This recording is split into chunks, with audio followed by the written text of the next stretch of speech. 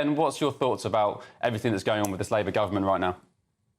Well, I thought you set it out extremely well, Ben, if I may say so. And, the idea that Labour discovered a £22 billion black hole when they got into office, giving them carte blanche to do what they're doing now or threatening to do with taxes, is just completely wrong. In the run-up to the election, the books were open to them. The OBR oversaw the exercise. They knew exactly what was going on. And what Labour has calculated, as far as I can see, in every single walk of governance, all the way from the economy to the way they've dealt with these riots to the way they're dealing with immigration, is that they think they've got a massive majority, so they will ride roughshod over the British people. And so you take the economy. They said that they wouldn't, they were holding the Tories to account over not withdrawing the winter fuel benefits for the elderly, and they've removed them.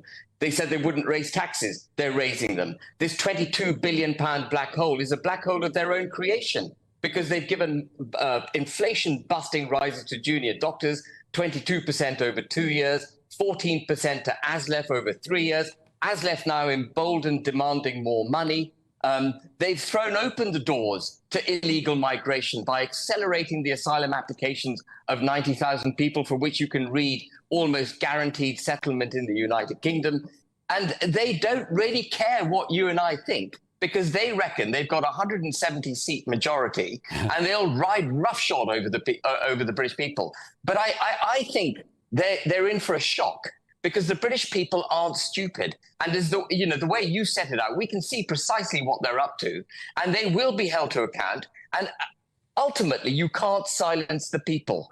And this is their start in office has been absolutely appalling. They've broken every promise. And how on earth can you have free reign of number 10 as a donor to the party? Number 10 is the highest, if you like, grace and favor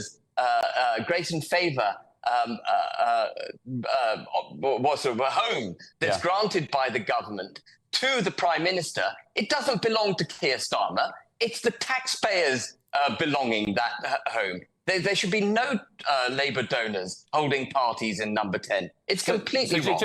We've got 30 seconds left. What's going on there with that guy, Lord Ali, a TV mogul? Why was he... I mean, he donated £500,000 to Labour in the election campaign, and then he's given a number 10 pass. Nobody knows why. The government haven't said why. What do you think is going on there? Well, they don't care. They don't care what you and I think, Ben. They think, well, the guy's given us $500,000. We're gonna reward him. It's like everything else. Starmer, Rachel Reeves, Jess Phillips, Angela Rayner, they're brazen. They feel emboldened, and they are just reversing all the promises they made, and they're riding roughshod over the British people. And this is going to come home to roost. Mark my words. No, notwithstanding the majority they have, this is going to come home to roost for the Labour government.